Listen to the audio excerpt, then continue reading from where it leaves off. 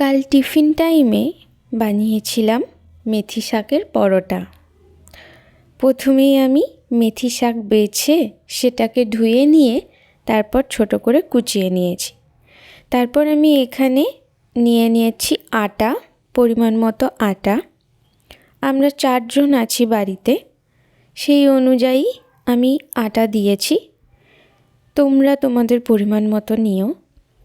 তারপর এখানে আমি এক এক করে নুন, কাঁচা লঙ্কা, লঙ্কা গুঁড়ি, হলুদ গুঁড়ি সব কিছু মিক্সড করে নিচ্ছি। তারপরে আমি একটু আদা কুচি নিয়ে নিয়েছি। তোমরা গ্রেট করেও দিতে পারো, বাটাও দিতে পারো। আমি কুচোনোই দিয়েছি এবং খুব মিহি করে কুচানো।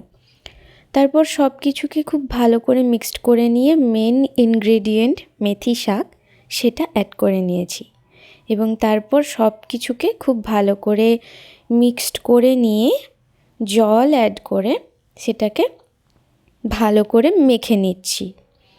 অনেক দিন ধরেই ভাবছিলাম এটা বানানোই হচ্ছিল না।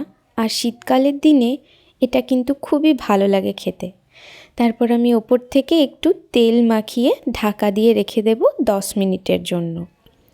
তারপর 10 মিনিট পর খুলে নিয়ে ভালো করে আরেকটু মেখে নেব।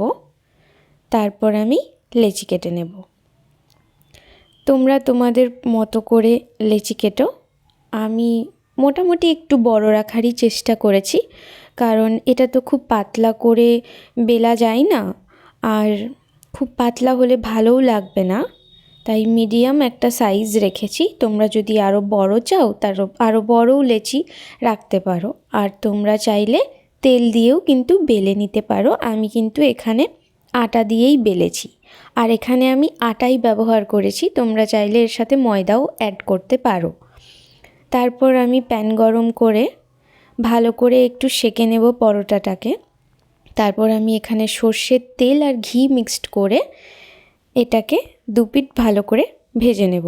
তোমরা চাইলে রিফাইন্ড অয়েল ব্যবহার করতে পারো, অলিভ অয়েল ব্যবহার করতে পারো, আর সবথেকে বেস্ট হয় যদি ঘিয়ে ভাজতে পারো। বাট আমি খুব একটা রিফাইন অয়েল পছন্দ করি না, তাই তেল ব্যবহার করেছি। তো গরমা গরম পরোটা রেডি উইথ আলুর তরকারি।